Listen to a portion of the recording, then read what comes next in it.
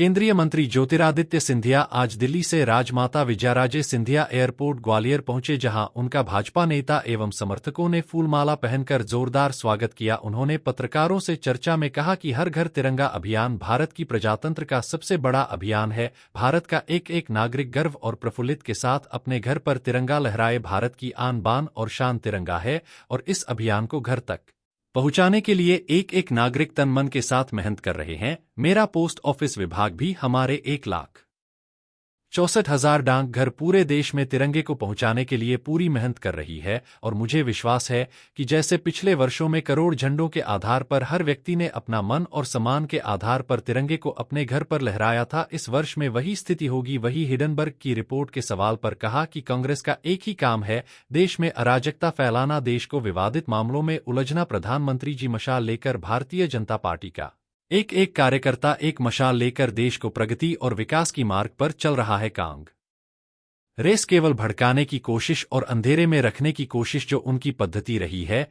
इतने वर्षों से इस पद्धति पर कांग्रेस चल रही है। वही उपराष्ट्रपति को हटाने के सवाल पर कहा कि मुझे बहुत बड़ा खेद है कि जिस तरीके से व्यवहार सदन के अध्यक्ष के साथ उसे दिन राज्यसभा में किया गया। सदन के अध्यक्ष केवल सदन की अध्यक्ष नहीं है पर देश के उपराष्ट्रपति हैं, उनके साथ जो बदसलूकी की गई है, मैं मानता हूं कि विपक्ष की एक एक व्यक्ति को माफी मांगनी चाहिए कि यह अपमान सदन के अध्यक्ष हमारे देश के उपराष्ट्रपति के साथ नहीं है, यह हमारे संविधान के साथ है, यह हमारे तिरंगे के साथ है। और मैं यह मानता हूं कि जनता सब कुछ समझती है और जो शोरगुल हो रहा है सदन में और जो लोगों का अपमान हो रहा है सदन में, इस तरीके से 2014 में, 2019 और 2024 में जनता ने सबक सिखाया था। आने वाले दिनों में भी जनता उन्हें सबक सिखाती ही जाएगी। हर घर तिरंगा अभियान भारत के प्रजातंत्र का सबसे बड़ा अभियान है। भारत का एक एक नागरिक गर्व और प्रफुल्लता के साथ अपने घर पर तिरंगा लहराए। और आप सबसे भी मैं निवेदन करना चाहता हूँ, भारत की आन बान और शान हमारा तिरंगा है और इस अभियान को घर घर तक पहुँचाने के लिए एक एक नागरिक तन मन के साथ मेहनत कर रहे हैं। मेरा पोस्ट ऑफिस विभाग भी हमारे 1,64,000 डाक घर पूरे देश में तिरंगे को पहुंचाने के लिए अपनी पूरी मेहनत कर रहे हैं। और मुझे विश्वास है कि जैसे पिछले वर्षों में करोड़ों झंडों के आधार पर हर व्यक्ति ने अपना मान और सम्मान के आधार पर तिरंगे को अपने घर पे लहराया था, इस वर्ष भी वही स्थिति होगी। पिछले बार मैं जब आया था तो आगरा से ग्वालियर की एक्सप्रेसवे की सौगात में लेके आया था, जिसके लिए मैं प्रधानमंत्री जी को, गडकरी साहब को और मुख्यमंत्री जी को बहुत धन्यवाद देना चाहता हूं।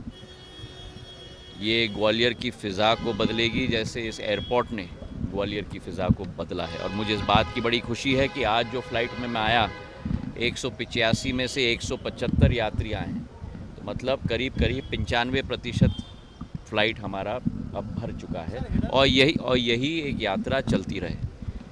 ग्वालियर को अब जो नींव ग्वालियर की बन गई है, एयरपोर्ट के साथ, रेलवे स्टेशन के साथ, एक्सप्रेसवे के साथ, अटल एक्सप्रेसवे के साथ, अस्पताल, 1000 बिस्तर के अस्पताल के साथ, मल्टी स्पेशलिटी अस्पताल के साथ, चंबल से पानी लाने की योजना के आधार पर, ISBT की योजना के आधार पर अब समय है ग्वालियर में लोगों को आकर्षित करने के लिए।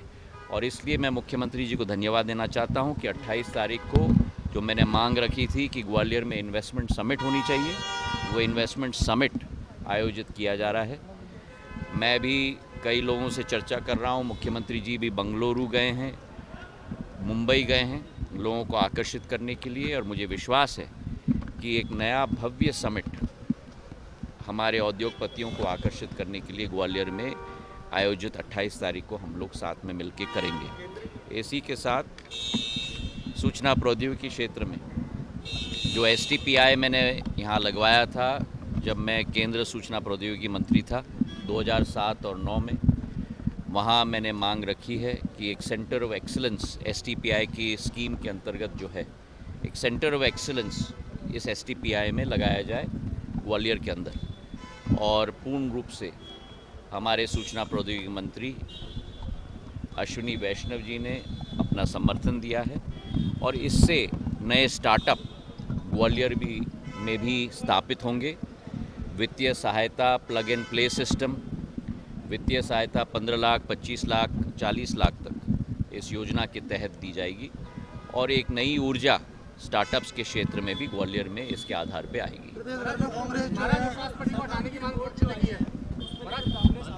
किसके ऊपर? हिडनबर्ग। कांग्रेस का एक ही काम है, देश में अराजकता फैलाना, देश को विवादित मामलों में उलझाना। प्रधानमंत्री जी एक मशाल लेकर, भारतीय जनता पार्टी का एक एक कार्यकर्ता एक मशाल लेकर देश को विकास और प्रगति के मार्ग पर चला रहा है। कांग्रेस